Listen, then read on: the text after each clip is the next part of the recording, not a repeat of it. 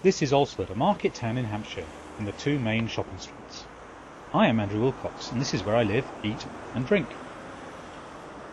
It is famous for its watercress and steam railway, but today Alresford's fascinating shops will provide the backdrop to my presentation on growing a valuable business. Here's a business in Alresford. There's two businesses. There's a ladies' clothing shop called Moda Rosa and a shoe shop called Hetra. These shops appear in Trini and Susanna's books about where to get good clothes. You don't get shoes for under £100 in here. You don't get dresses for under £200 in here, and some of them are approaching £1,000. They're a very interesting business on the Alresford High Street.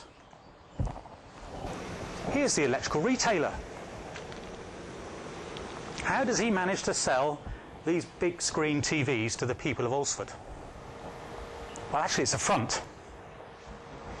Because the guy who owns this shop, what he really does is sell very high quality reproduction furniture to the very rich. He has a big mansion in West Meon. His business is called Walnut Tree, I think. And people come down from Heathrow and visit his house, which is 3 stories. You can walk up and down it and around it. And they say, I'd like one of those, please, but I'd like it a bit bigger and a bit wider. The new kid on the block in Alresford, Caracoli. This cafe has existed for a year. I think they planned this business very carefully.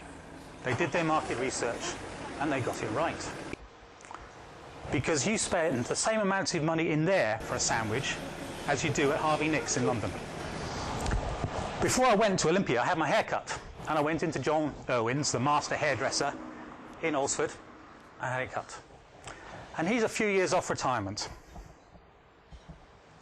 When he walks out of that door for the last time, he stops paying rent, he stops paying his subscription to the Hairdressing Association, he doesn't buy any more shampoo, but he doesn't get any more income from that business. It ends on the day he walks out of the door. Nothing else happens.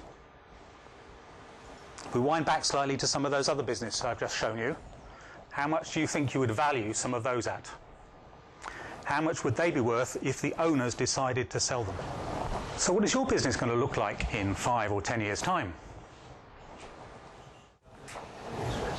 So shout out a few words which describe these businesses in a few years' time, which would make them have some value, that someone else would want to buy them, or that they'd have some residual value to you. All right, so lots of things would go into making that business valuable. So I've got some ideas about my business. So at the moment that I leave my business, there's going to be a managing director there, a marketing director, a finance director, maybe some other people. Will the managing director be me, or will it be someone else? No. Let's say we needed a marketing director. You could work back from there. They've got to accept your offer. You've got to make them an offer. They've got to be interviewed. You've got to attract them. What's going to attract them? An attractive business. Lots of people start from the left-hand side. They don't start from the right-hand side. They don't start with where they want to be at the end.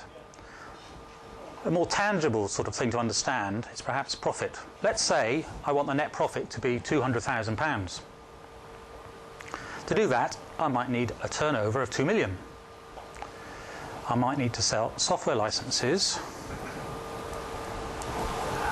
But to get 500k out of software licenses, can you see the small print? Shall I make that bigger? I need to sell 12,500 licenses in that year. Well, at the moment, I sell about 200. So can I really just believe that I'm going to get that much money out of selling licenses? I sell training for the software. So if I'm going to turn over £500,000 worth of training, I'm going to need to have trained 2,500 people. I can't do that all myself. So I've said I'm going to turn over 2 million, but even with this model I've got there at the moment, I'm still £500,000 short. Where is it all going to come from? So think about your business in a few years' time. Take one of its parameters and just work backwards from there and see what you would have to do to build up to it.